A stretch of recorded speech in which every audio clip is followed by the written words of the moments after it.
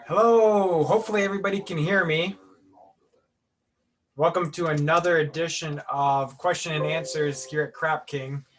You got myself, Jeff's on the other line. Um, we're here for the next hour to answer any of your questions. How we're going to run this is if you type the questions in the question and answer box, we will repeat the question and then answer them. That way, with the recording, we get everything going on that way. So with the questions, we'll start just with a quick intro, and then we'll get right into any of the questions that come up. So my name's Jake Emling. I'm one of the horticulturists here at Cropking. And then we've got Jeff, who's another tech person online. So if you want to unmute yourself and just give a quick intro.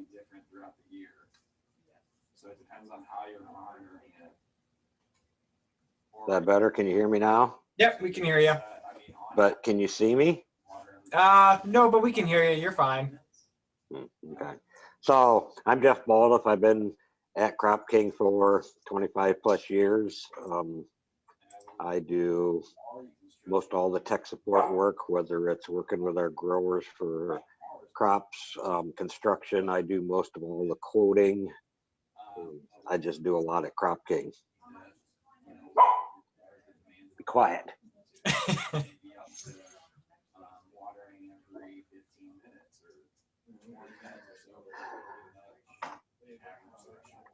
So thanks for that part, Jeff. This whole session's designed for you guys to ask us questions and kind of go from there. So if there's no questions, then we will just kind of hang out, or you'll just hear us babble. So I do see we have quite a few participants have come in. And so again, questions are down in the, there you are, Jeff. There, I just had to figure this thing out. So questions can be added in either the chat box or the question and answer box, and we'll answer them in the order we receive them. So we don't have anything really planned for this. This is just you can ask us questions and we can communicate that way.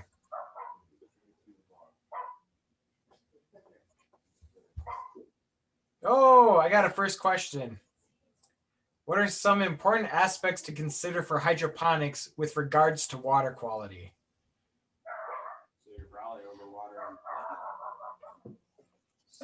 So I'll start with that. So when it comes to water quality, we really look at a couple major things. First thing is we need some sort of a water test to go from what's in the water. And from that water test, what they're going to analyze is the amount of nutrients. So all of the 17 nutrients we look for plants. George. They also look for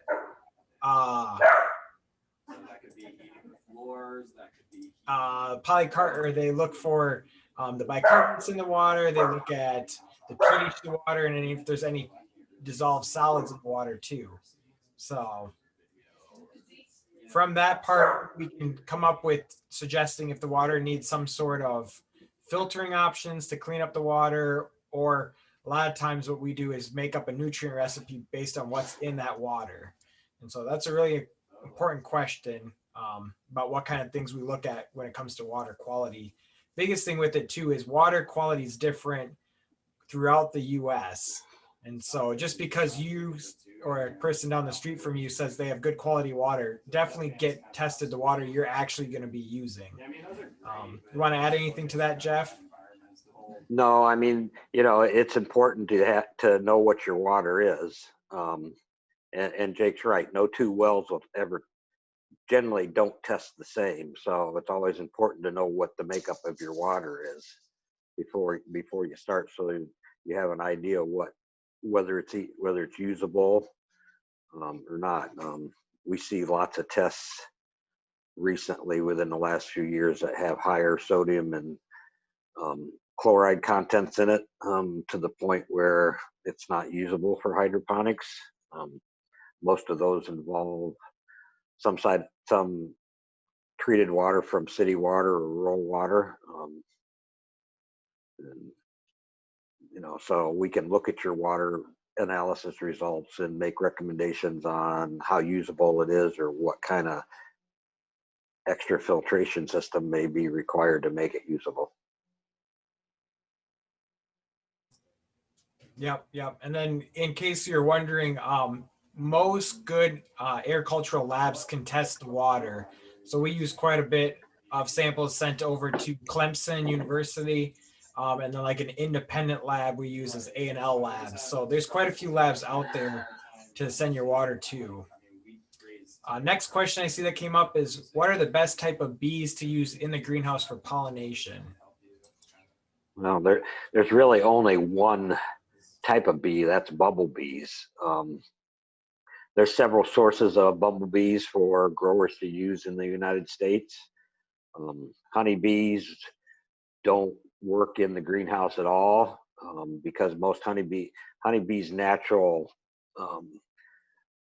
habitat is once they leave the hive, they fly 30, 40 feet in the air to get themselves oriented. So they know how to get back to the hive, and within a greenhouse, all they usually end up doing is bouncing off the roof of the plastic roof. So honeybees don't work. Where bumblebees are in some respects inherently lazy.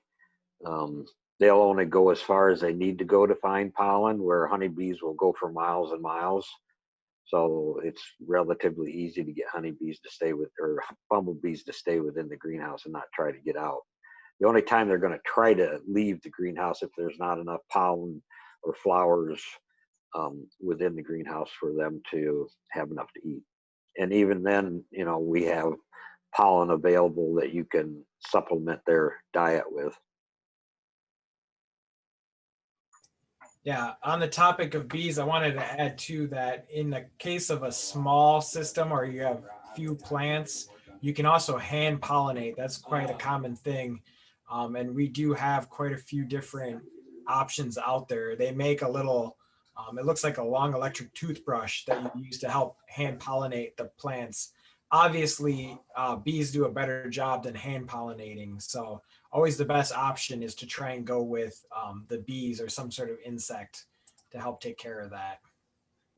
Bees are the best workers you ever have because they never complain and they work 7 days a week, daylight to dark. So, good question. Are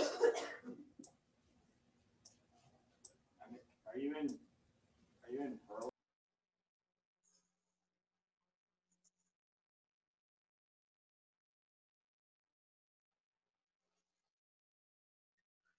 I was gonna say, since we don't have any, oh, we got one more question. It says, how important is UPS backup power and monitoring of power usage in the greenhouse / indoor farm? And the next follow-up part is that, what recommendations for power setups do you have?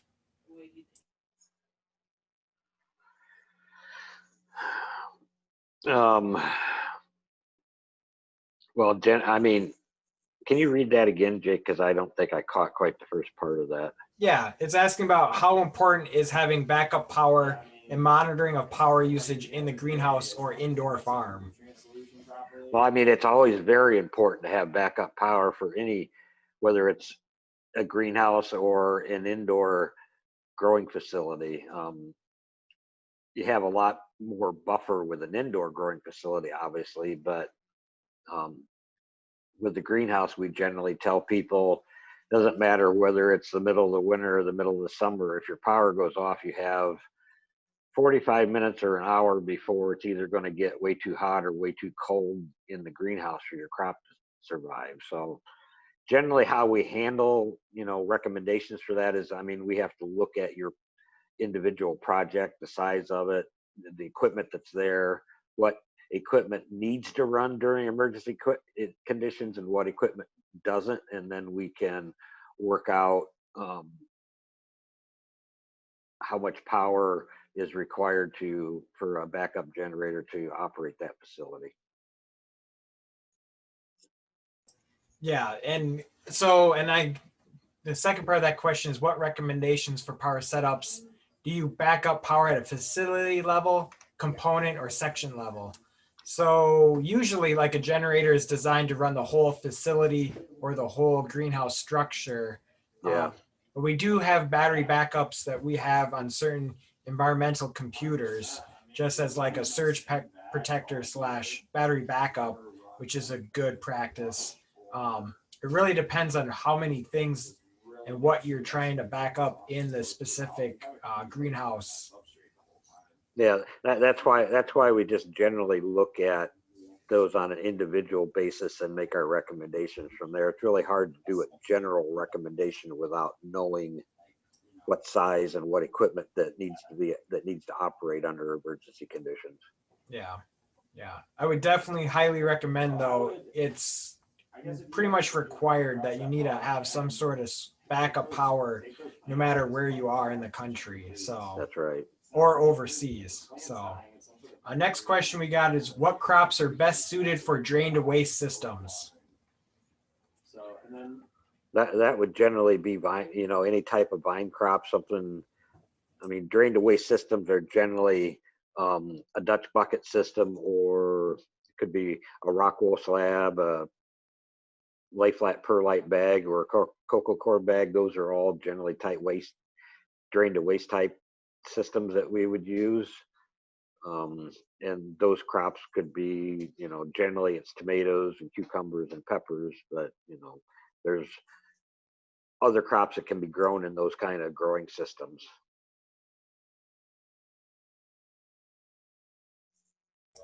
Yeah, great question.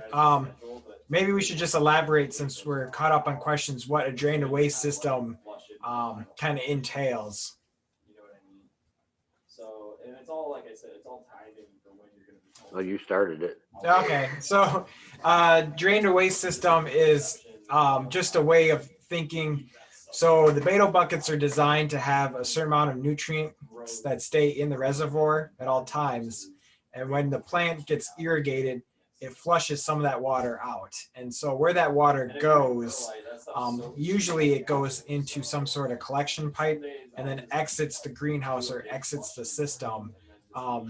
There's a couple reasons why we do that. One of them is so that way we always know what kind of nutrients are being fed to these plants that are in those buckets. The other thought too is by growing things in individual Beto buckets, it helps prevent disease issues because each plant is in theory isolated from everybody else. And so that's kind of the idea behind that. So a lot of those drain to waste systems just mean we make up a nutrient solution for that plant. It goes to the plant, and then we never return it back to be refed through the system. So good question. And I guess when you guys are running, Just one comment, as a general rule, that waste is somewhere 10 to 15% of what you're actually giving the plant. It's not the total volume of what you're giving the plant. Availability and pH. So you may want to check your alkalinity if you guys have been running for a really years and years and haven't had. Okay, next question. We are growing squash, tomatoes, onions, and Texas sweet peppers in 3-gallon poly bags. What temperatures do we need to maintain? Yeah, because it doesn't take much for a while. So as a general rule, those are vine crops. So you're looking at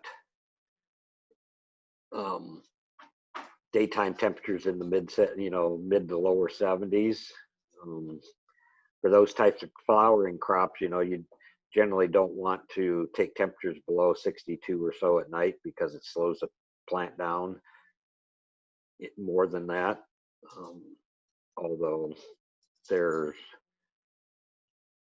other factors that could come into effect in that. If you're trying to manipulate the plant, you may take it a few degrees cooler, you may keep it warmer. Depends on what you're trying to steer that plant to do. Yeah. And in the 3-gallon poly bags, you kind of want to make sure to maintain a good root zone temperature too. So if it's a black poly bag, I'm guessing these are being grown in the south. You want to make sure that root zone doesn't get too hot in there. So highly recommend using either a white poly bag or painting those bags white to help reflect some of that light. So I'm not sure if you were referring to growing temperature or root zone temperature, but good question on that part. Then next question I see is, follow up to that one is in Eastern North Carolina, black and white poly bags. Okay. So that makes sense. So the next question comes up is, please explain the concept of luxury consumption with regards to potassium. Does this occur with other nutrients? I don't know what they're referring to by luxury consumption. I mean, that generally doesn't so much apply to potassium as it does like nitrogen. Right. We'll probably pencil that one. It depends on the crop too.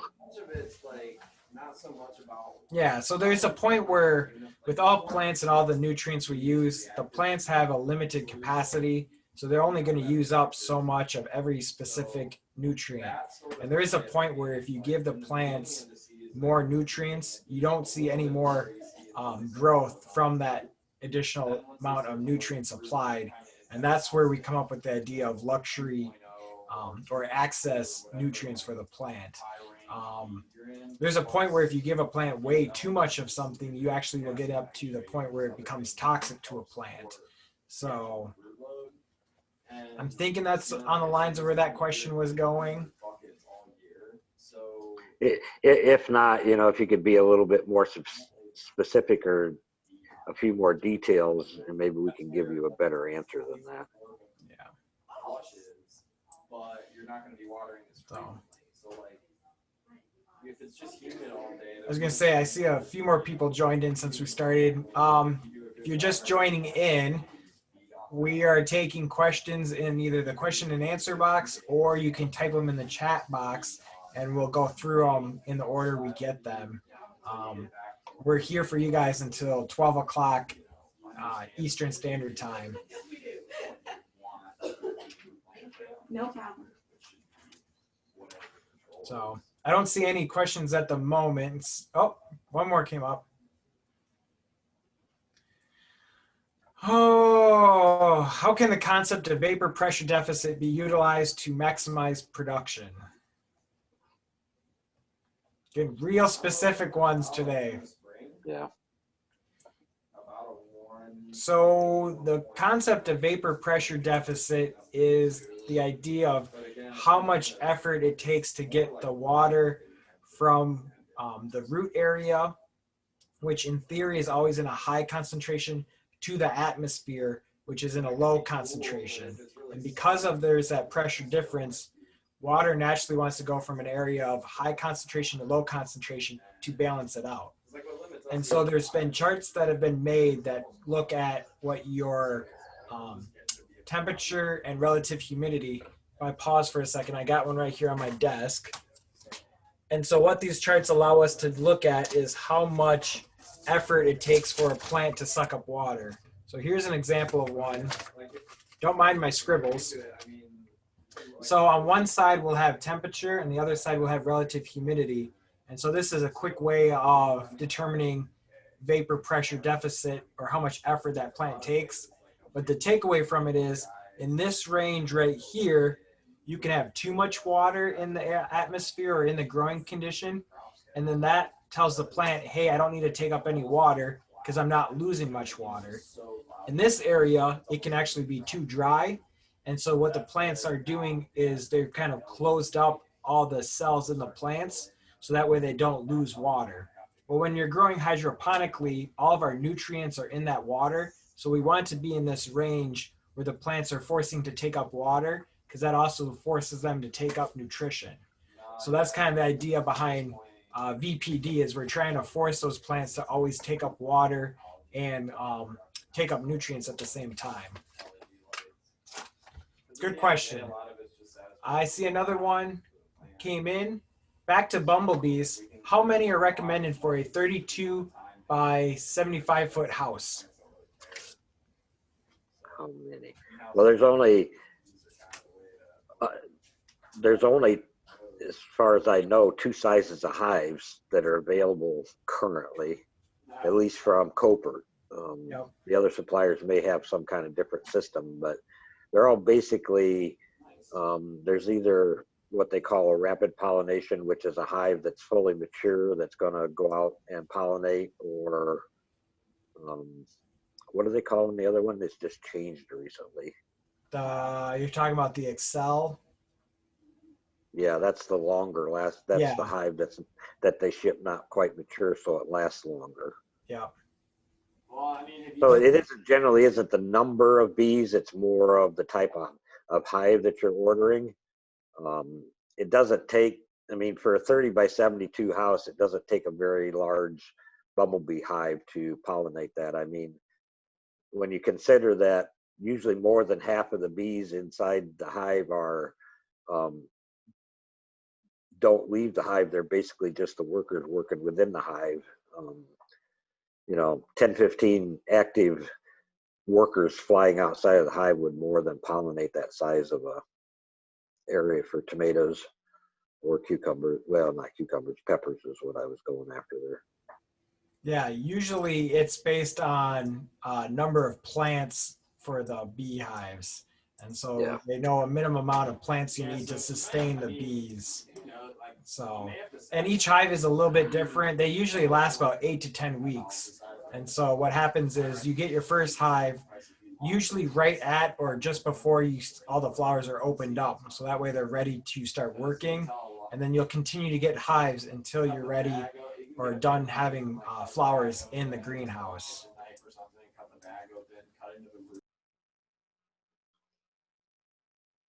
So next question is, where should we buy bumblebees from to follow that up? Well, I mean, we sell Copert. So Copert is a company and it has a bee production facility in Michigan. They're a Dutch-based company, but they have a production facility in Michigan that they produce bees in. So they're readily available on a weekly basis. Generally, you order them the week before for delivery the next week. There's at least one other source of bumblebees in the U.S. And I think there's a source of them on the West Coast for only Western U.S. too. Yep. And bumblebee hives, when you get the hive, depending on who has it, but I know from the Copert hive, you bring them into the greenhouse and then they have a little sugar water solution underneath that hive. So you open up the box and you pull the cap off, and then you give them a day or two to adjust, and then they're out and about doing their work.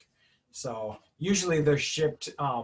They do restrict shipping. I know if there's extreme cold or extreme hot in a certain area. So they will kind of work with you to determine when your bees do show up. So good question. Another question that came up is, what crops would you recommend growing in an environmentally controlled greenhouse during the winter under low light? So that one, it would depend on your system. First thing I like to think of off the top of my head, and Jeff knows this answer, is kale. Kale. Kale loves low light conditions. Yeah. I mean, any leafy crop you can grow during the wintertime under low light conditions. It just takes more days for it to get mature. Any fruiting type crop, vine crop, tomatoes, cucumbers, peppers, just don't do well under low light conditions. I mean, it's very difficult, very long, drawn out process for them to produce and ripen fruit under low light conditions. So, only leafy type crops is what we would recommend growing through the winter under low light conditions. Unless you have something else to add to that, Jake. No. It's going to say, and even in the event of leafy crops, all leafy vegetables act a little differently. So, for example, under low light conditions, red lettuce won't be as red. Your green lettuce usually slows down. And so, for example, if you're under good light conditions and you're producing in 4 or 5 weeks, you're easily probably going to be in that 6, 7 plus if you're under real low light conditions. So light will really determine how fast those crops go, especially in the wintertime. And this is assuming you don't have any supplemental light. Now, if you have supplemental light, you can change a lot of what you're trying to grow. But if you're just using natural light under low light conditions, you're kind of limited. Next question was, how come you recommend using double layer polyfilm instead of polycarbonate?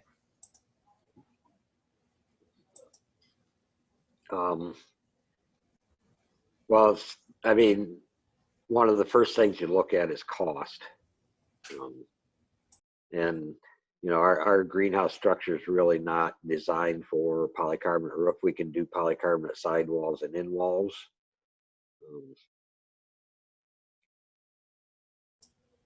Yeah, and to add with that too, so when you go 2-layer double poly, you get the same R factor as the polycarbonate 8 mil. And so that one insulation versus the other, that part's kind of crossed off. My experience depends on where you are. Polycarbonate in a hailstorm, if it's older polycarbonate, usually doesn't hold up as well as polyfilm. So that's something to take into account. The other thing about polyfilm is it's really relatively easy to put on and take off. And so that's kind of a benefit for that stuff. So in the case of putting them on a structure, you can hurry up and put on your whole polyfilm and cover the whole structure, whereas polycarbonate's got different parts and pieces. Granted, polycarbonate's got a longer lifespan usually on it, but it kind of all balances out depending on where your greenhouse is and what you're trying to achieve. Good question.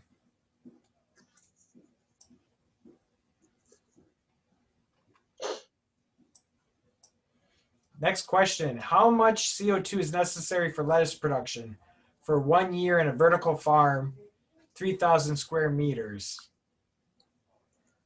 Not sure that there's a absolute answer for that, because it depends on how much light you're giving the crop, because the crop's usage of CO2 is directly related to how much light, how many hours of light, basically what the DLI, your daily DLI is giving to the plants. And, you know, the plants themselves have a big influence on how much CO2. So if you're looking for an answer like how many tons or pounds of CO2 you're going to use in a year, I don't even know if there's a way, if there's a calculation to figure that out. Do you, Jake?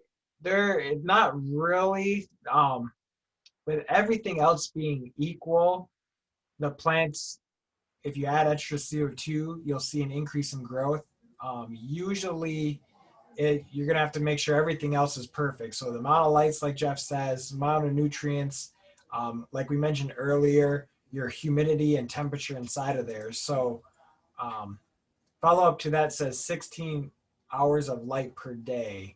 And so the amount of light is different from the quantity of light. So when we talk quantity, that's what we refer to as like DLI, or how much light is given to the plant over a specific area.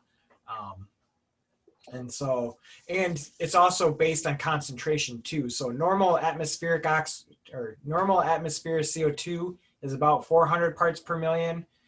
We have a vertical system here, and we're running around that 8 to 1,000. And our lights are running, I believe they're on 16-ish hours a day in our indoor vertical system. But again, it really makes sure you have to look at all the other factors that are going on to figure out how much CO2 is going in that area. I believe that got another follow-up to that. What is the quantity of light necessary before supplemental CO2 would be beneficial for growth? So Depends on the crop. Depends on the crop, and I mean, you have a DLI target you have to hit. So, you know, it depends on the type of lights. You know, it's just, there's not just a simple answer to that. right, and also it depends on how many air exchanges in the farm is being used. So, for example, if you're doing no outside air, obviously that's going to require more supplemental CO2 than if you can do some outside air exchanges to help bring up that base level of CO2 that's in your environment or container or whatever this indoor farm is using. So, but there is a limit. You don't want to go much higher than 2,000, 2,500. You're starting to get to the point where if there's too much CO2 in the air, you can actually cause the plants to not photosynthesize. So we're in that fine line of giving them some CO2 to help manage the crop and the amount of light they're getting, but too much CO2 can be bad for the plants. So good questions. Thank you. That got us all caught up on questions.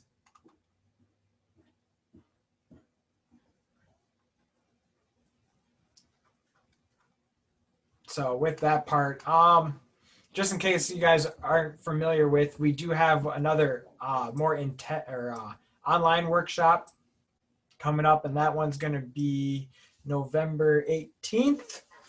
Let me double check the calendar. Yep, November 18th. That one we're going to go into like greenhouse structures from here that we offer at Cropking, some basic plant biology, and then kind of some nutrient solution and formulation that way. So in case you have never attended one of our online workshops, it does this kind of same format. Just putting that out there for you in case you're interested to do more or to learn more, to get more of a in-depth on the Cropking systems and what we can offer. So that's on November 18th. So I'm hoping people's keyboards are firing up with questions. You can always email us a question beforehand and we can save them and put them in for the session. This time we didn't get any questions in advance. So just a quick question for the people who are attending. I do recognize some of these names. How many of, you can just type in a quick poll or anything. How many of you guys are currently or already have a Cropking system?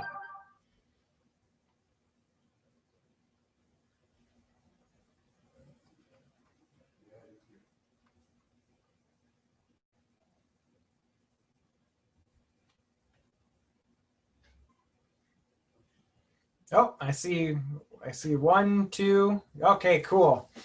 That's always helpful. So when we go into specific details, we can know that there are some people that we're talking exactly what they have.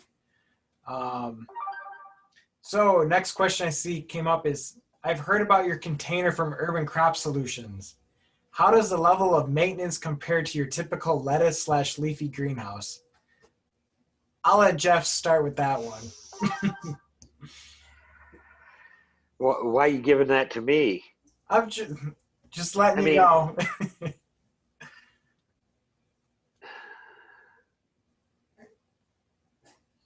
I don't know how to start to answer that other than I don't think there's any more or less maintenance with that than there is with a normal greenhouse grown crop. You still have crops to harvest, equipment to clean, as you rotate the crops. In our case, where you have to clean channels. I mean, you still have to mix fertilizer. You still have to clean filters. And I mean, I don't think it's a lot different. No, I was going to say the whole idea behind the automated system, even though it's automated, only so much of it can be automated. So there's still daily maintenance, daily checking everything, making sure everything is working correctly. So when it comes to maintenance and just making sure the thing is running, it's about the same as our regular leafy greenhouse. So we're constantly in it every day, checking on things, making sure things are working. It's still a piece of mechanical equipment, so things break, things require repairs. So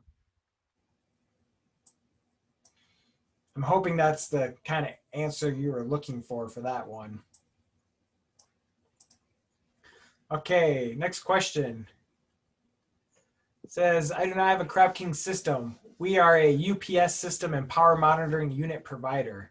I'm intending to see how our systems are and can be utilized in a greenhouse indoor farm system to assess power management efficiencies in the facility. With that, you can always call us and we would be happy to talk to you outside of these question and answers. In case you aren't familiar, the phone number here at the office is 1-330-302-4203. Yeah, you can ask for either myself or Jeff or any of the owners. So good question. And so I see I submitted my question ahead of time. Did you receive them? I did not personally receive them. I'm not sure which email you sent them to, but you can always text them in the box and we can kind of answer the questions that way and go through them that way.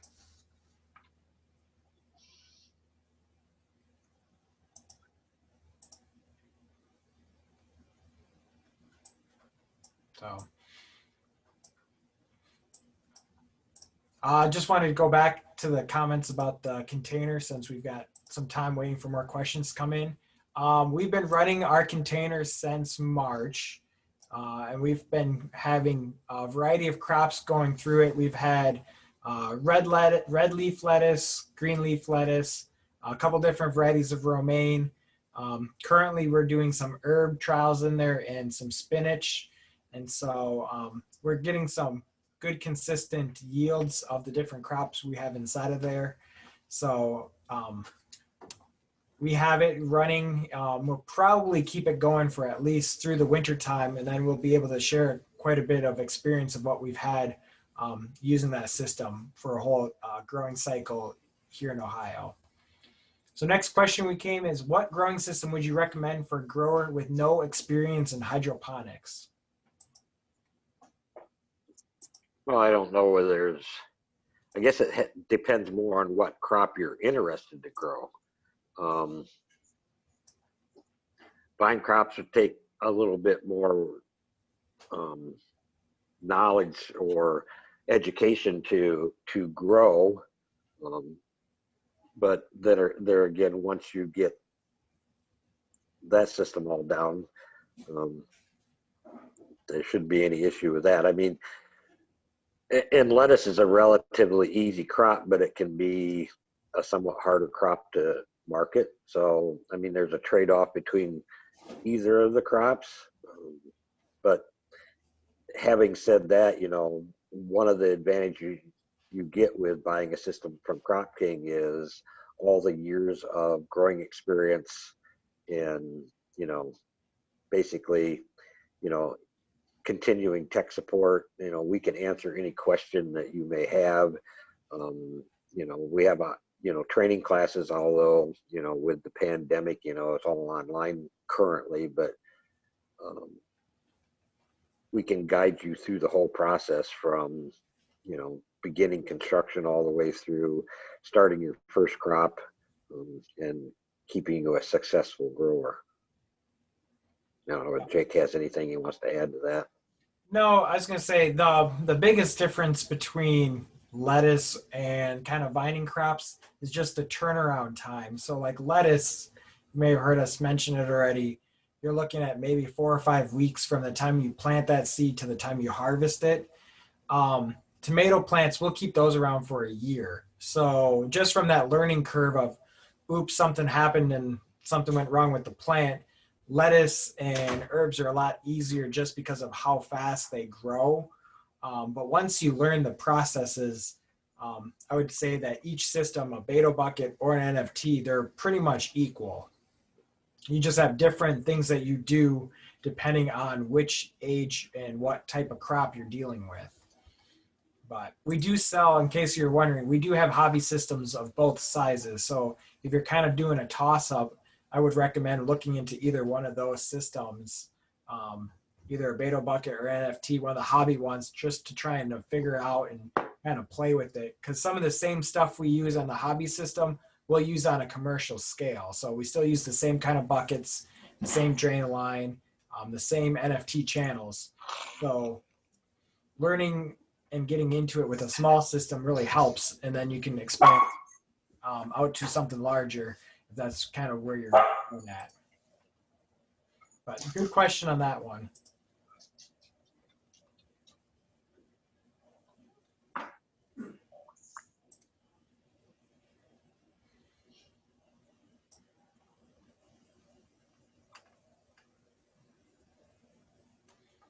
I said, with that, we're all caught up on questions.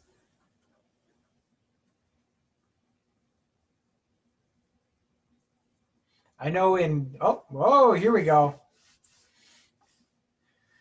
So it says, I have 2 business plan scenarios. One is to build a 2-bay pilot greenhouse and expand to an acre. And then the second one is to build 2 acres and starting out with a 1 acre. It says, we'd love to have your input. So I guess the first part of this long question is, what's better, to start with a 1 acre and expand to 2, or just jump right into all 2 acres? Well, my first comment would be, what crops are you going to grow? Are you going to concentrate on just one crop, and what crop is that? Yeah, I would go back to if you don't have any experience growing, you know, there's benefits to starting with a 2-bay and expanding from there. But, you know, if your ultimate goal is to have an acre or 2 acres, then that's a whole different kind of scenario, because you're probably, when you get to that acre size, you're probably going to hire a grower that already has that experience to grow. So I guess that would just take a definite further conversation with either Jake or myself or Paul Brinkner or Marilyn, which is one of the 2 owners of Cropking. I mean, we have several large projects that we worked on in the past. We have a large automated lettuce system project that's currently under construction. So we can work with you in all those scenarios. We just need to know what your goals are. Yeah, and it says tomatoes. So the biggest thing, just to talk about quickly on our greenhouse size. So our greenhouses are gutter connect, obviously, when you're getting to this size. And there's a limit where once you get to about 16-ish bays, you're going to want to break it off to another greenhouse. Because what happens is you get this whole amount of greenhouse and you get so much thermal load, because the greenhouses are designed a certain length because of pad and fan, but it also has a specific width that we can go with, just because of, if you keep going continuous bay after bay after bay, eventually the greenhouse acts differently. So kind of like to separate it in chunks like 16 bays. And that would just mean, so you'd have 16 bays and then a couple feet, and then you could have your next 16 bay block of greenhouse, that part. So that's kind of the idea behind it. And it says also, including with that question, is there a lot of skills for that? I was going to say, to go back to this question, this one may be almost too specific for kind of the topic here. You can feel free to call us at the office, and we can all jump on a conference call with myself, Jeff, and some of the owners to help work out everything you're working with. But that is a good point. We do offer a business plan for people. So if they kind of want to start going through and figuring out kind of sizes and yields and kind of working out if this whole hydroponic greenhouse production is feasible for their spot and what they're working on, that's a good option for you. And our business plan is works really well as far as figuring out your operating costs and all that, because, you know, it's based on your location within the U.S. We have lots of, you know, all the years of weather data in there, to your fuel costs and your electrical costs. So our business plan will give you a lot of information, whether you're doing 2 bays or whether you're doing an acre. Got it. Next question. It says, what size pipe do you recommend for growing lettuce in NFT systems? So I have a couple pieces of channel behind me, so I can show you what a channel looks like while Jeff talks about pipe. Pipe, yeah. We wouldn't recommend growing lettuce in a round pipe. Now, I know you see lots of things, lots of pictures on the internet and wherever, and systems that are out there that are working with the crop growing in a round pipe. But if you look at the difference between a channel and a round pipe, when you're in a pipe, you only have a very narrow contact area where the root system can contact the nutrient film flowing down through it. Whereas if Jake would hold up a piece of the in view of a piece of channel. So we have 3 different sizes of channel. So this is the, I'll move it over, 40 by 100 channel. And so the idea is, so this is a really short example, but you'd have this channel pitched like this. Water would come on this end, go through here, and then come out a spouted end cap on the end. And the whole idea behind it, and like what Jeff was saying, is surface area. So when that water hits in here, because it's a big open channel, that allows that water to spread over and give you more of a consistent flow. Whereas in a pipe situation, it's more of a narrow contact. The other kind of channel we have for like nursery trays and stuff like that, it's our 10-inch channel. So this is just that same style of channel I showed you, but wider. And then the third option is our 3 by 3.75 inches. That's this dimension. Camera's kind of washing it out. And so this one's kind of the best of both worlds. It's a flat channel, but it has these grooves in here to help improve airflow and also which direction that water goes. So there's different sizes of channel that we use. Pretty much you can grow any leafy or short crops inside of any one of these sizes of channels. So, and it says, next question was, do you have recommendations for climate control of tropical greenhouses?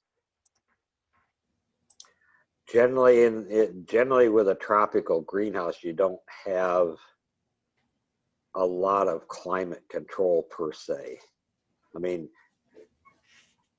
you can, depending on how high tech you want to go, I mean, just a general greenhouse, about all you're going to do is control, air circulation and irrigation and things for the crop. You can go, depending on the climate, internal shade curtains, possibly some high pressure fog systems to help cool, depending on how humid of a tropical climate it is. But as a general rule, with a tropical type house, we're just more or less protecting the crop and trying to keep the temperatures within that structure somewhere around what the outside temperature is. Yep. Next We've question. We have a number of greenhouses in tropical locations. Some of them are a little bit more harsh environments than the others, but they all seem to work relatively well, given the environment that they're in. Yep. Next question is, do you know if anyone has tomato plugs available on April 1st, 2021, instead of starting them from seed? And quick comment on that part is, we highly recommend you start your own plants in your greenhouse to help prevent issues from coming into your greenhouse. Anytime you move plants from one greenhouse to a next, you inherently can bring in chances of bugs and disease. And so that's kind of one thing to keep in mind when you're looking at that. Personally, I don't know of anybody that has those kind of plants started, especially for hydroponic productions. You can, there's plant raisers. I mean, you can buy plants. Now it comes down to how many plants you're going to need, because they're going to look at thousands and thousands of plants before they're going to schedule a specific date for you to have plants ready. Yeah. If you're on a smaller scale, depending on how big a greenhouse you're looking at, it's just as well to start your own seedlings. I mean, it's generally only a 3-week process, 4 weeks at the most, to start your, get your seeds started and planted and have those seedlings ready to be transplanted into the greenhouse. Yep. Yep. And it also depends too on varieties. I know of some places that will offer certain varieties, but they're more tailored to like in-ground or high tunnel production. So that's kind of something to look around. Next question was best way to apply fungicide for greenhouse 175 foot long.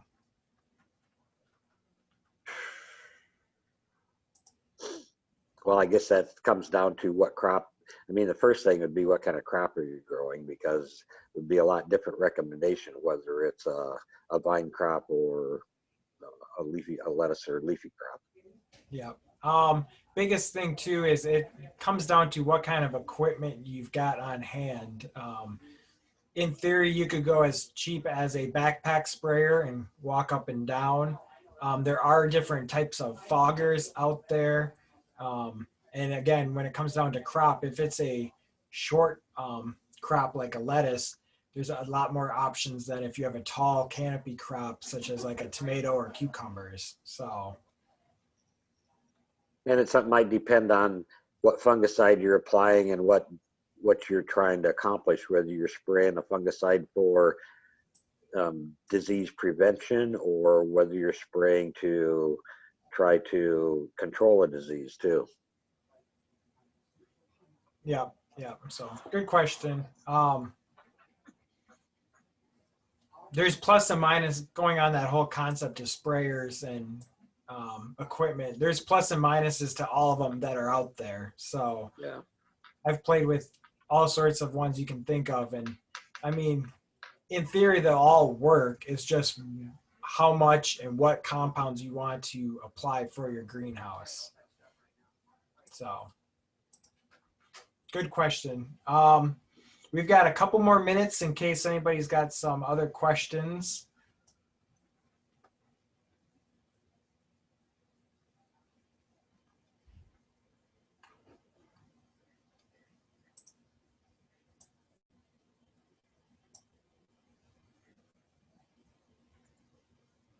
I was going to say, take your time.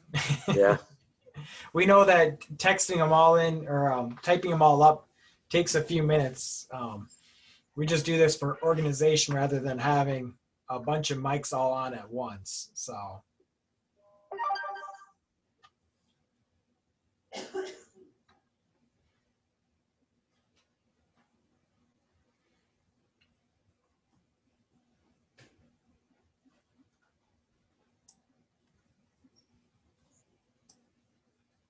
And again, we will be holding these every 2 weeks roughly.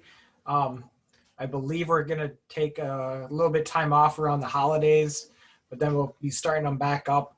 I think this is going to be a regular occurrence even into next year. So, and it won't always just be myself and Jeff. We have 5 or 6 other guys on staff that will rotate through. We've got 2 out in Minnesota, another guy in Colorado, and then a few other ones around here in the office. So we'll kind of bounce around so you kind of get to meet all of us and have some diversity on the questions and answers you get. So I see if you have more, in-depth questions that, get too detailed to be doing it on here, give us a call, we'll talk to you and try to answer your questions the best of our ability. Yep. I saw one came in. What commercially available beneficial insects would be best for aphids? Well, there's 3 or 4 different ones there. Again, sometimes depends on the crop, the time of year, what level of infestation. I mean, it can be, ladybugs to a specific predator. There's 2 specific ones. One of them is a parasitic wasp, which would lay an egg within an active aphid, and then they hatch out. Every life cycle generation would increase the population of the good bugs, somewhere 20x times. So in a 4 to 6 week time, you can generally bring a insect problem under control. There's also, you know, predators that actually eat the aphids too, such as ladybugs. There's a few other ones out there too. It all depends. There again, it depends on the situation. And that would be a question that we would probably be better answered if you give us a call. Yeah, yeah. The other one I can think of just top off my head is green lacewings. And also it depends on how many bugs you're trying to order too. So for example, green lacewings come in different stage of growth depending on how soon you want them to go in and taking care of the aphids. Same thing with the parasitoid, the wasps.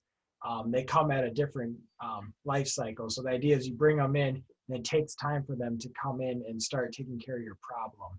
So sometimes it's even beneficial to have 2 different methods. So maybe ladybugs plus the parasitoid, depending on how bad of a problem you've got. Get rid of your plants and start new ones. So lots of options out there. I think we got time for 1, maybe 2 more quick questions.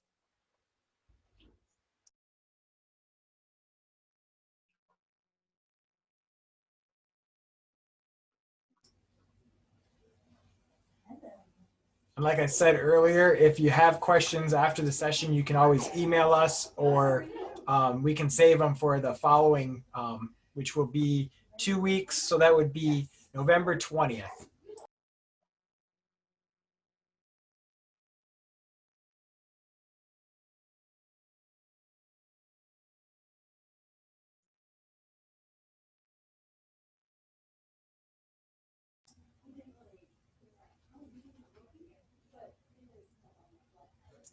I was gonna say, since we're still waiting on any questions, just kind of a fun update of stuff we've got going on around here at the office.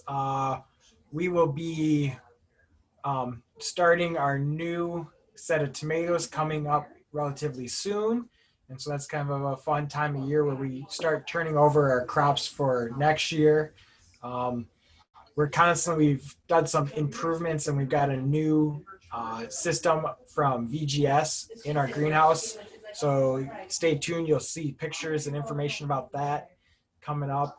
And we also are going to be going through our first hemp harvest within the next couple of weeks. So just kind of some fun things that we're working here. We're still doing quite a bit, even though we've been doing a lot of stuff online this year. So make sure you tune and check out. We'll always have new stuff going on. I see a thank you, and we'll reach out for more details. No problem. We're happy to give you information, take all sorts of questions.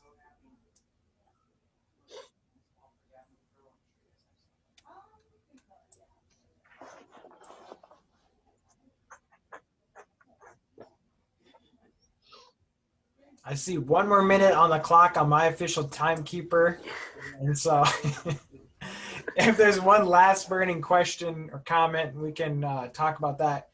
If not, I'll say thanks for everybody who joined us today. I know that everybody has got a busy schedule. And again, feel free to call us or get a hold of us if you have any additional questions. So Yeah, thanks for joining us today. I hope we answered your questions. And if not, you know, you can, like Jake said, you can always email us or call us. cool. So with that, yep, I see a couple thank yous. Yep. So yeah, again, feel free to call us. And then again, I will put my email quick here in the text box, just so that way if anyone's got some upcoming questions, they can use that. And I'll leave it up for a little bit, just so people can email and get the questions to me. So with that, I want to say thanks for everyone attending, and we will talk to you guys soon. Yep. Thanks a lot, everyone. Have a great weekend.